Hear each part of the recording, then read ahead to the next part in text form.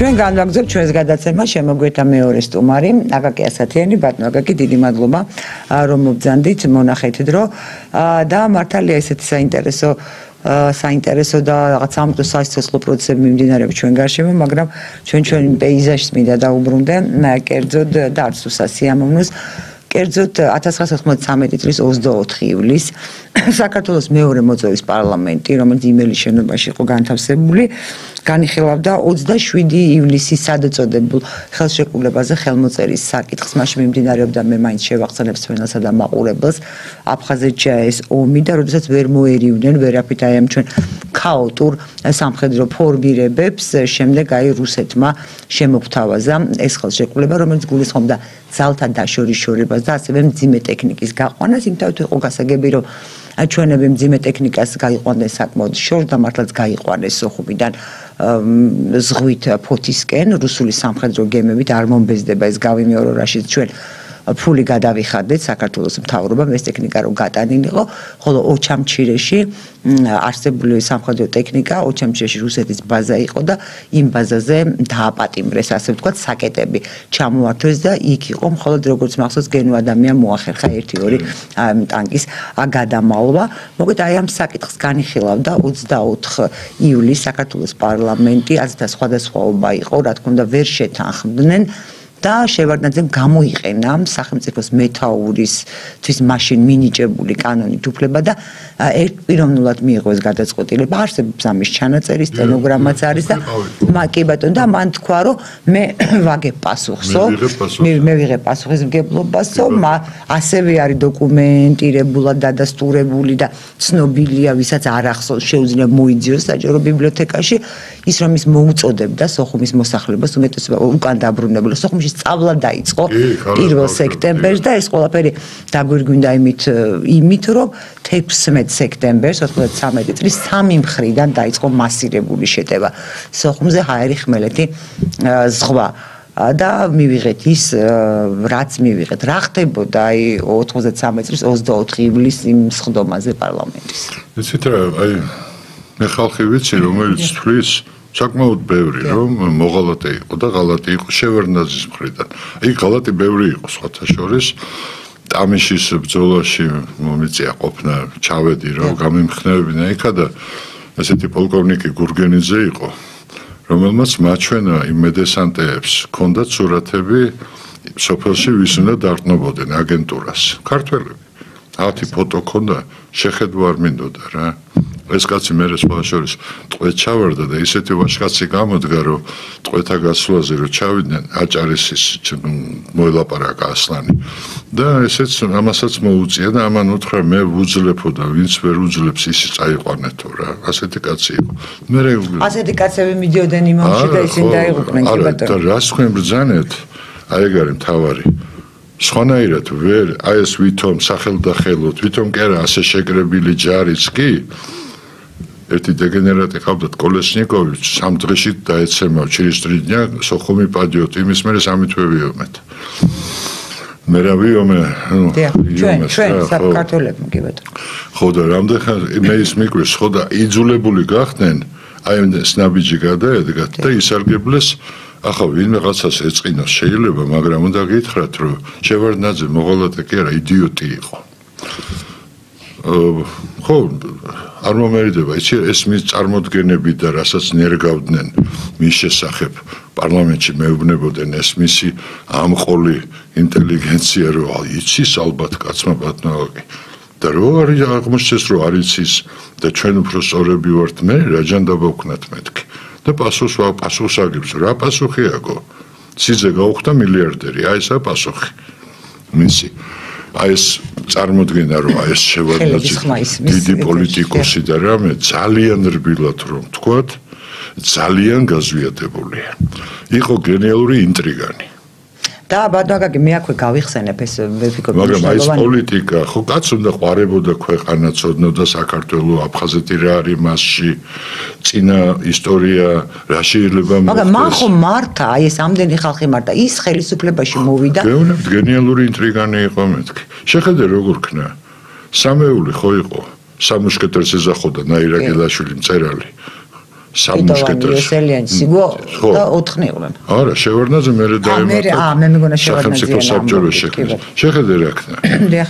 კიტო ჯაბათი და სიგუათი მოიშორა კიტოვანი. კი. იმათა წელში ყავდა თენგიზა, მერე ჯაბათი მოიშორა სიგუა და ბოლოს მოიშორა ჯაბა. პროკურატურით მოიშორა ჯაბა. მე და თქვენ ვიზამდით ამას. ვერ ვიზამდით. ან სამივეს ვეტყოდი რომ ძმებო ახლა ამბავი, მაგრამ პრინციპში სწორი იქნა, მაგრამ სათავისოდ დაემთხვა ქვეყნის ინტერესებს. ოღონდ აფხაზეთის შემთხვევაში სათავისოდ ის უნდა რატო ეგონა არ ვიცი, ვიმეორებ, უმეცარი კაცი იყო. უსიყვარულო კაცი იყო და ამიტომ ჩათვალა რომ იქ თუ გახსოვთ მანამდე რუსებმა ყარყარაშვილმა გაიარა და გაუშვეს ფსოუნდე. როგორ ეს იყო სანამ შევიდო 14 აგვისტომდე თებერვალში მე 12 წელს და ილუზია შეუქმნეს აქ მაშინდელ მართლ წრეებს ну ჯგუფს ხონტას ბანდას რაც გინდა დაარქვი ხო რომ შეიძლება ესა და კიტოვანი წამოიკიდეს ამაზე შევარდნაძე აყვატყუილია რომ წინააღმდეგი იყო 3 დღის მერე კი მიხვდა და ურეკავდი და არ მიპასუხო კი კიტოვანი და სხვადასხვა ადასტურებენ კიდეც რომ მართლაც ურეკავდა და არ მიდიოდა ტელეფონთან 3 დღის მერე და გააჩერეს ღუმისთაზე იხვეწებოდა სახელმწიფო საბჭოს ხტომის ტრანსლაცია იყო მე ზოგზგონია მე ვიყავი მის წევრი შემომთავაზეს და არ ვიყავი და ხედავდი ტელეკიტოვანი იხვეწებოდა ერთხელ იყო მართალი რადგან შემოვედიო ნუ გამაჩერებთო და გააჩერეს იგივე შევარდნაძე მეორე კატასტროფული შეცდომა და ეს რასაც თქვენ ბრძანებთ იარაღის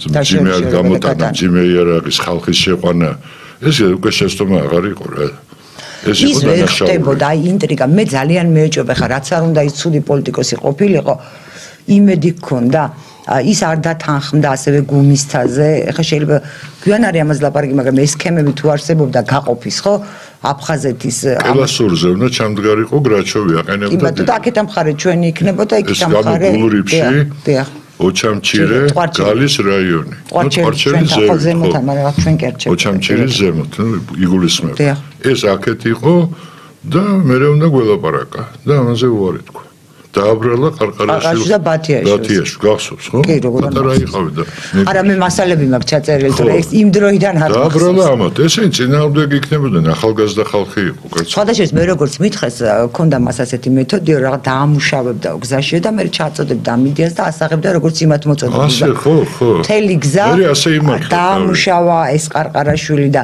ბათიაშვილი და შემდეგ ისინი მართლაც და გამოვიდა და თქვა რომ აემათ არ ქნესა საჯაროდ კი მე ისინი სამაყები იყვნენ რომ ჩვენ არ ვქენი ჩვენ დაგვიჯერაო და მათ კი არ დაუჯერა რასაც თქვენ ასე დადგა ხო საერთოდ ადამიანებს ეგ მეც შემინიშნავს რომ რაღაცა მე მithქვამს ხოლმე რომ ასე ჯობია რაღაცა ვერ გაუგია ანუ იმ წუთში არ დამთანხმებია და 2-3 თვეში თავის იდეათ მიყვება აი ეს ასეა ხოლმე საავტორო უფლებებს არავის ვერ დავები ოღონდ ქნან რამე რა რაც მე სწორი მგონია მაგრამ ეგ ხშირი ამბავია ძალიან ხშირი ამბავია ფსიქოლოგია ადამიანის ასეთი და მე ასაღებს თავის იმად დიახ და იცი რა ეხლა მე ამით არ ვსარგებლობდი რა და ნუ ის სარგებლობდა ამით აი დიდი უნარების კაცი იყო ამაზე მწყდება გული ეს უნარები ხო ახლა სტალინი მაგალითად ძალიან დიდი უნარების კაცი იყო ჩემს სამშობლოს არ მოახმარა ამას ვერჩი იმასაც არ ვერჩი აი ორი ბაბა რო დახრეტილი მყავს და ერთზე ხელი აქვს მოწერილი ერთის დახრეტაზე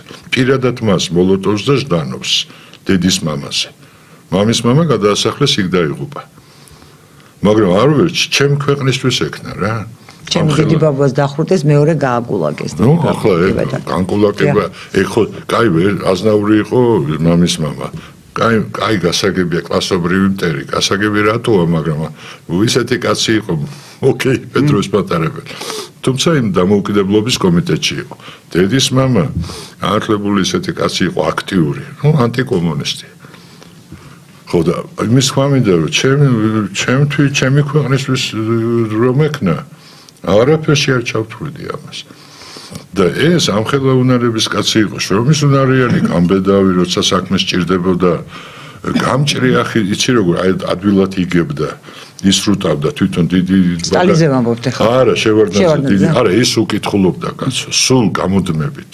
გადასახლებაში იმპერატორობის დროს იმპერატორი იყო, არავითარი მდივანი და უბედურება არ იყო კაცო. ჩვეულებრივი იმპერატორი იყო. ბიზანტიური ტიპის, როცა ეთნიკურად განსხვავებული იმპერატორები ერთგულად ემსახურებოდნენ თვითონ იმ სახელმწიფოს. ხუთი სომეხი იყო იმპერატორი. ახლა სომხეთში შედიოდა იქა და იმიტომ ჩვენ არ შევდიოდით და ამიტომ არ იყვნენ ქართველები. თორე ქართველებიც იქნებოდა. ხო და აი ეს ბიჭო თან ქონდა ბიჭო უყურებდი რომ აი ესეთი და აი მეორედ მოგვატყუეს, მესამედ მოგვატყუეს, რო თქვა ვიფიქრე, იდიოტია. გავახსენოთ პირველად როდის მოგვატყუეს ეს 92 წლის 3 სექტემბრის ხელშეკრულება, რის შემდეგაც გაგრა. დიახ. ხო და ეხლა არ სამჯერ შენ რომ მოგატყუებენ კი არა? აკი ვამბობ ისტორია რა. ვახტანგ მე-6-ე. ხო? პეტრე პირველი. პირველად ვახტანგ მე-6-ე იყო მოწყობილი დარჩა. სხვათა შორის სანამ პეტრე მოვიდოდა და ეს ცბიერი და ცინიკური ვითომ ევროპული პოლიტიკას შემოიღებდა, ხო? და ამ აზიური ცბიერება დაამყნო მასზე. ხო, მანამდე აი ეს რუსეთის მეფეები, აი ჩვეულ სანამ გაევროპელდებოდნენ, ისინი ასეთები არ იყვნენ ასეთები. თეიმურას პირველი როგორ მიიღეს იცი მოსკოვში? ალექსი მიხეილის ძე იყო პეტრეს მამა. იმ მეფე ჯერ კიდევ რა. რომ იმდენად დიდი ზარზეიმი იყო, რომ პატრიარქი ნიკონი რომ არ მიიწვიეს, გადაწყდა ყველამ რომ ნიკონი დამთავრდა. ანუ ისეთი ღონისძიება იყო დიდი ამბავზე არ მიიწვიეს. ეს ვახტანგი ერეკლეს ეხლა უაბრალებენ რაღაც სიცულელებს. ვახტანგს მაშინვე ბევრი საყვედურობდა წასვლას და ამდენი ხალხის წაყვანას. თუმცა მე მაგალითად გონია რომ დავით გურამიშვილი აქ ნამდვილად რაღაცა მეომარი კაცი იყო ვერ გადარჩებოდა და სიმართლე გითხრათ მიიღირს მის დავითიანად ვახტანგის წასვლა. ქართულ კულტურას აი ნუ ხა დავითიანი შოთას მენტალობას უღირს. შოთას მერე ეგა და ვაჟა რა. დავითმა გადატეხა შოთას მერე პრინციპში ის გავლენა მთლიანად. მიდიოდა რუტინა რომ გაუთავებელი. ნუ ბესიკი ამოვარდა იქ უბრალოდ გენიალური ვერსიფიკატორი იყო, მაგრამ დავითი ღრმა არის. დავით სხვა არის, სულ სხვა რა ვინმე. ძალიან სხვანაირი და ძალიან ევროპული სხვათა შორის, ძალიან ევროპული. უკვე რაღაცის აღარ მოწ ძალიან ქართული ასე. ხო, კი, არა, ქართული იმ ადვილად გაიგო. გუსარი იყო, მაგრამ რას მეაღწია პორუჩიკობას საძლევს. 7 წელი იჯდა იმაში, გრანდი. სხვათა შორის ახლა ეს თუ მაგდებურგის ციხე. კი არ არის კავშირი, ძალიან ისეთი საინტერესო და უცნაური ამბავია. ლომაიარო იყო ჩვენი და მაშინ დაიწყო აქტიური ბრძოლა თუ გახსოვთ ძველი ქართული ლიტერატურისადმი. და ლომაია გამოვიდა ეს ჩვენი მინისტრი და მახსოვს ღამის კურიაში თქვა ასეთი რამ, ისიც კი მახსოვს ნათია ზამბახიძეს მიყავდა, რომ ძალიან მიჭირდაო ძველი ქართული ლიტერატურა სკოლაშიო და რა დაასახელა. აი თქვენ არ გიჭირდათო ზამბახიძე, მე მგონი იმას უთხრა მეც მიჭირდა, აი მე ძალიან მიჭირდა გურამიშვილი. ოპ ვიფიქრე, ამ კაც არ აქვს ქართული სკოლა დამთავრებული, იმიტომ რომ გურამიშვილი არის, ვინც არ უნდა გიჭირდეს. და მაშინ დავადგინე, მე გამოვქეკე, რომ რუსული სკოლა ქონდა დამთავრებული, მას არ ქონდა მასწავლი. ძველი ქართული ლიტერატურა, მისი ქართულის მასწავლებელიც ვნახე და მან მითხრა, რომ შეხო გესმის ესეთი კაცი, რომელიც საბჭოთა პერიოდში შვილს რუსეთში მიაბარებდნენ. რუსულ სკოლაში კი მათ არ ჯეროდნენ საქართველო და ქართველები იარსებებენ. აბა რა ჯანდაბისთვის მიაბარებთ რუსულ სკოლაში. თვითონ ხარ უკულტურო, ანუ შვილს ვერ კულტურას ვერ გადასცემ. ხო? და არ გჯერა რომ ეს ენა და ეს ხალხი იარსებებს. ხო? მარტივი რამეა ძალიან. ახლა სხვათა შორის რომ მიყავთ ამ ინგლისურ ენოვან, ახლაც მიყავთ რუსულ და სხვა ენოვანში. შენ ამითი დეკლარირებას აკეთებ, რომ პერსპექტივა ამ ქვეყანას არ აქვს, რომ შენ შვილს ამ ქვეყანაში პერსპექტივა არ აქვს და შენ ზრდი შენ შვილს კაცო, ეს ლიბერალური მინდორების ტიპები არ მინდა დასახელება. უნდა გადავიდეთ ინგლისურზეო.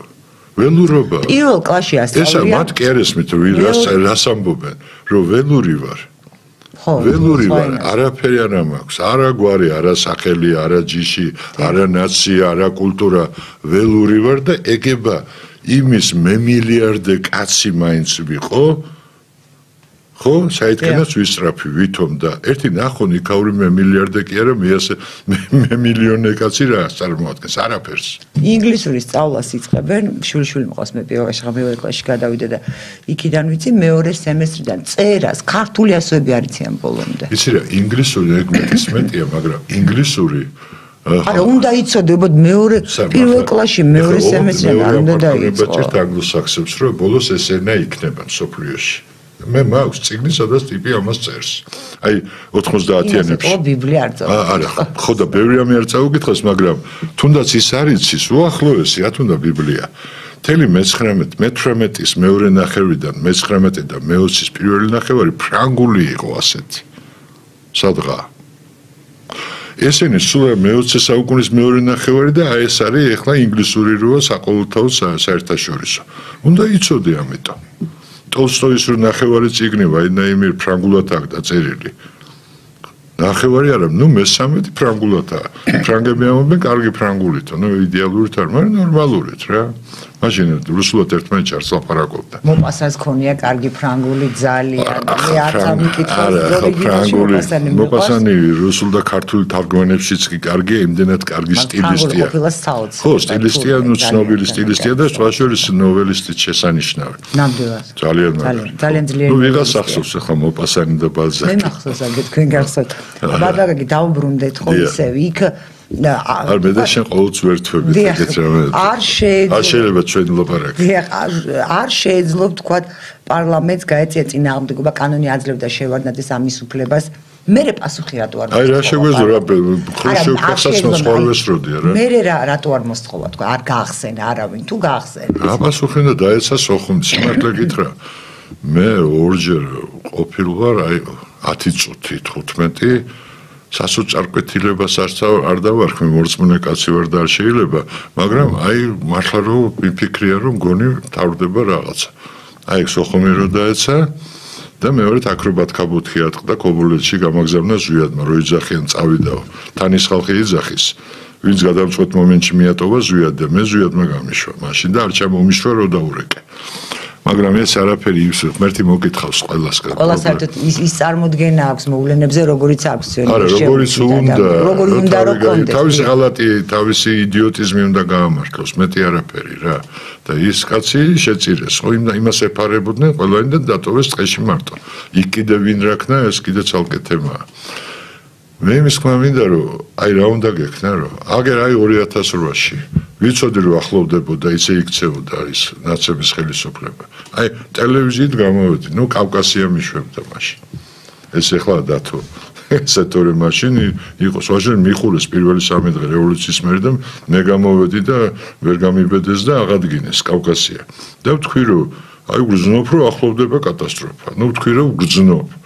აი, ბეჭდ წერდნენ რუსები, გჭირდება პატარა. ეს იგრძნობოდა, ეხლა მეც ისე არ მინდა გამომივიდეს რაღაცა რომ მეც, მაგრამ მე მასალებს სულ წერდი, იმიტომ რომ ძალიან ჩანდა, ძალიან აშკარად. კაცო, მამუკა, მე ხო ერთი კვირითად ვთქვი, მამუკა არეშიძე წინა დღეს გამოვიდა და ომი იქნება ხვალო თქვა.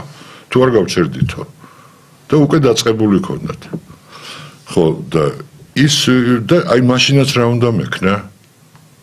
რა უნდა მექნა? მე თქვენზე არ ვამბობ, აი თვითონ პარლამენტში. არა, ოპოზიციასაც იცი რა, ქვეყანაში დაგადუგიმენდეს, ტერიტორიას ვკარგავთ. ეხლა რა ავჯანყებული ყავით კიდე, ამას ვერ იზამ ომის დროს. მე ჩავდიოდი და იქ ვედექი ჯარისკაცები ხედავდნენ, უხაროდათ ოფიცრები, უხარიათ რომ ენახვებოდი სპეციალურად აი ბრძოლაში რომ მიდიოდნენ ტამიჟზე, ვიდეო ახლა რომელი ის ვიყავი მე. ჩემი შვილი მოხდა, მაშინ ჯერ პატარა იყო, არ იყო ოფიცერი სამხედრო და მაგის მერე გახდა.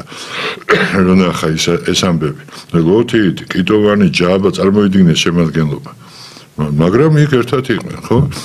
ხო და ეხლა ომის დროს აი როგორც რუსებს იმედი ქონათ 2008-ში სხვათა შორის რომ აქ აუჯანყდებოდა ხალხი სააკაშო. ეს საოცრებია. არა ჯანყდება. სამეგრელოს გაოცებული რო უყურებდე, რატომ არ გადავიდა თურმე სამეგრელო რუსეთის მხარეს. 2000 წლის წინ იზამდა მაგას.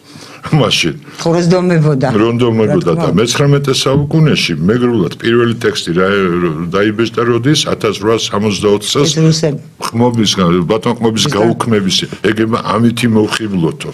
ეს იყო პირველი ნაბეჭდი მეგრული ტექსტი. და იმას არ აყვნენ. ხო და რა ზომამდე არ უნდა იცნობდა მეთქი რა. ეგონათ რომ იგივე აბაშიძე მაგალითად გამოაცხადებდა რომ გამოეყოფა საქართველოს და მემედაბაშიძის შვილიშვილი და მამამისის როგორც უნდა ზდომებოდა ის ამას ვერ გააკეთა. არა გამორიცხული და ჯერით იგივე რომ გაგიჟებული იყო ის ბათუმი. რა თქმა უნდა. და დელფინის ძეგლი რო დადგეს მემეშა დაბაშიძის ძეგლის. აი ახლა ეგ ხო აკი ამბობ კულტურის იგივე ეს რუსეთთან ჩვენი ურთიერთობა. არის ცოდნის კულტურის და ეროვნული ღრმა ცნობიერების პრობლემა რა და რასაც ცოდნა დაგაკლდება სიყვარული გიკარნახებს იმას რასაც სიყვარული არა ცოდნა თორე ახლა ვიმეორებ რა ვინმე რო შეერწყა შევარდნაძის მოქნილობა და ზვიადის ეს არაჩვეულებრივი სიყვარული ქვეყნის ხო აგერ ორმა კაცმა ყოფილმა კომუნისტმა ფუნქციონერმა გაწირა თავი ვაჟკაცურად ჟიული შარტავა რომელიც ხან აი წელიწადში ერთხელ თუ გახსენა და ზვიადმაც მაგას გამიშეწირა თავი იქ თავაზობდნენ ხელი მოაწოდე აფხაზეთის დამოუკიდებლობის აღიარებაში და უთხრეს მაშინ სიკვდილიაო და იყოს სიკვდილიო უთხრა კი ამას აფხაზები შენო დახსოვთ თუ რა გინდაო დაგეთვილიში რა პრობლემა ექნებოდა ანუ ჯერ კიდევ როდის ქონდათ ეს გეგმა ამ დაყოფის ამ აღმოსავლეთ და დასავლეთ საქართველოს კომპრომისზე რო წავედით აფხაზებთან კომპრომისი რაც ქვია როცა არც ერთ მხარეს არ მოწონს მაგრამ რაღაცას იგი აფხაზებს აინტერესებდათ რომ ის დარჩენილიყო და 28-26 რო იძახიან ეს უცინური და ოღონდ ზვიადის ჯინაზე მოლაპარაკე ხალხი რა ეწერა იქა რომ სტატუსის შეიცვლა შესაძლებელი იქნებოდა 2/3-ს ვერ აგროვებდა ვერც ერთი და ვერც მეორე. ანუ აფხაზი იღებდა ავტონომიის გარანტიას, ჩვენ ვიღებდით შემადგენლობაში მარტივი რამე იყო. და საკადრო საკითხში პრემიერი, უმაღლესი საბჭოს პირველი მოადგილე, უშიშროება, პროკურორი, შინაგან საქმეთა მინისტრი ქართველები. აი ეს იყო ის 28-26 და 28-26 აქვს მნიშვნელობა?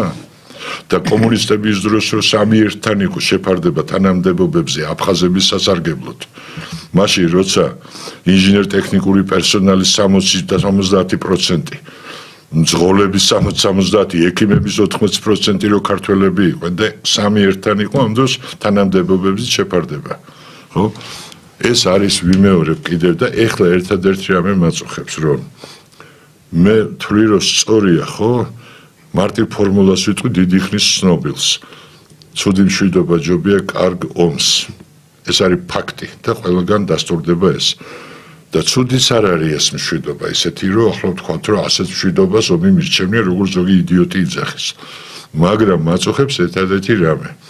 თუ ვინმეს ხელისუფლებაში იმედი აქვს რუსების მადლიერების კიდევ ერთხელ ვახტანგ მეექვსე ერეკლე რომელსაც აი რა ტუტუცურად ერჩიან რო ვერ გაუგიათ ისტორია და არ იციან ვინ იყო არც წაუკითხავთ გეორგი არც აინტერესებს არც წაუკითხავთ რა გააკეთა ეს ორი კმა რა ჟორდანია ჩემო ბატონო ასევე რომელსაც ლენინის იმედი ჰქონდა რომ ლენინი არის ამას ხელი მოუწერა ხელშეკრულებაზე 7 მაისი 1920 წელს და წინააღმდეგიც იყო და პარალელურად ოსებს აგულიანებდა თბილისის წინააღმდეგ ეგ მოსულა რა თქმა უნდა ეს პოლიტიკა ჩვენ არ ვაგულიანებდით ჩეჩნებს ისი რაც შეგიძლია იმას აკეთეთ რა თქმა უნდა ხო ეს მომენტი ჩვენ სულ გვავიწყდება რომ რითი ვაღიზიანებდით ჩვენ აი 90-იანებში რუსებს გეუნებოდა ელჩილი დაანებე თავი ამ ჩეჩნებში რა არა იჩქერია თავისუფალია უნდა დაგვენებებინა თავი მე უნდა დაგვენებ მე სხვადასხვა შეიძლება არ მოეწონოს ვინმეს მაგრამ მე შეიძლება რატომ უნდა შეიძლება წავსულიყავი მებრძოლა მათთან ერთად იმ დროს იყო გმირული ბრძოლა და ისტორია მარიცის ასე მცირე რიცხოვან ხალხს გაიმარჯვოს პირველი ომს გულისხმობ მაგრამ ქვეყანა არ უნდა გადაგეყოლებია იჩქერია ყოფილიყო თავისუფალი ეგ არ იყო ჩვენი საქმე მეც ეს სახელმწიფო მოუთხრა ხო იცი მათი ერთი ნაწილს ერქვა იჩქერია ოდესღაც და ზვიადმა გაახსენა. აი რა საჭირო იყო ელცინი ეუნება აი ყაზბეგის ესეც ხოთაშორი ძალიან საინტერესო თემა მე ერთხელ ბივშვი იუჟნა ესეთია. კი, ჩაწერა და მე ამად იჩქერია ეს. სამი რამე იყო ესენგეში შეუსვლელობა, ჯარის გამოცხადება საოკუპაციოდ, აკაური საბჭოთა ჯარის ადმირალი უკვე რუსულის და ჩეჩნეთის მხარდაჭერა. აი ეგ იყო ზვიადის დამხობის მიზეზი. აქ რო ზოგს გონია რომ მე დავამხეო ზვიადიო. ეთი გაიხსენონ ხამღამობით ვინ იბრძოდა რუსთაველზე. იყო ლიტუჩეემიშ აი ესე რქვა. სპეცნაცილს და ის იბრძოდა. კეთილი, აი ეგ არის მე ვიმეორებ რა. შევარდნაძის მაგალითიც ალბათ ყველაზე პრიმიტიულად წამოკიდებულია. ბოლო მაგალითი, ნუ აი 4 სახელდახელოდ ჩამოვთვალეთ საკვანძო მომენტებში, თორე ის კაცო მაგას რა ჩამოთვლის კიდე რამდენი და რა იყო. ამიტომ აი ეს არის ერთადერთი დანარჩენი ვიმეორებ. ცუდი მშვიდობა ჯობია კარგომს და ყველა უმმა დაადასტურა ეს და ყველა მშვიდობამ რა. და აი ჩვენი მართლა მეგობარი ხალხიც, რომელსაც ძალიან გულშემატკივრობ უკრაინელებს და არა მათ ხელმძღვანელობას, რომელმაც იმის შიშით კორუფციაში არ მომხილოს, აგერ გაუქმება დაუპირა ანტიკორუფციულ ორუწყებას და დაამხოს თავზე ამერიკელებმა და ევროპელებმა ყველაფერი და ეხლა და ბოდიშებს უხდის იმ ხალხს და ნახავს თავის სეირს და გამოვა საჯაროდ ყველაფერი რა რომ რისთვის აომებენ ამ ხალხს. ჩვენ აი ეს წარე გაკვეთილები მე მგონი თავის შედეგი გამოიღო ის რომ მივხვდით ყოველ შემთხვევაში ზოგი გასაბერებლად ზოგი გაუცნობიერებლად რომ ზოგი მშვიდობა ჯობია კარგომს. გონი პირველი შემთხვევა როცა სხვის გაკვეთილებზე არ ვსწავლობდით და ხო არ ვისწავლით არასოდეს მაგრამ საკუთარ შეცდომებზე მე მგონი პირველად შემთხვევაა რომ რაღაცა ვისწავლეთ. აზრი გამოვიდა. ეს კარგია. კარგია და იმედი მაქვს რომ კარგი მითხარ. კიდე სხვა დასკვნებსაც გამოვიტან ჩვენ იმედი მაქვს. ერთი რომ იმედები რომ დაუფასებს რუსი, მithumetems აზერბაიჯანის სომხეთის გადახტომის ფონზე ის არანორმალურია ბარბაროსია. არაფრის დამფასებელი არ არის. დაფასება შეუძლია ცივილიზებულად. ამიტომ შენ კარგად უნდა გათვალო. ხოთაშორის მე იმედი მაქვს რომ დასავლეთის საბოლოო ჯამში დააფასებს ჩვენ მიერ შეცდომებზე სწავლის უნარს. ისე დასავლეთი ახლა ისეთი ლიდერები ყავს. არა ზოგადად თვითონ დასავლეთი ვიღაცები ნამდვილად არიან და დაწერენ ალბათ და იკითხულობენ ანალიტიკოსების ნაწერებს და იმედი მაქვს გაითვალისწინებენ, მაგრამ აღარც ბჟეზინსკია, აღარც კისინჯერი და მე ასე არ ვადევნებ თვალს და ნუ გავიგებდი ვინმე რომ სერიოზული იყოს. არა სამწუხაროდ არა, მაგრამ საერთო ჯამში ან დაფასებას რა არის. ხალხი და ვიღაცა იტყვის რომ ეს გამართლებული იყოს. სხვა შორის ხანდახან ჩდებიან ეგეთი ადამიანები ახლა ლაპარაკობენ. ოღონდ დიდი გავლენა მათ არ აქვს. დიახ.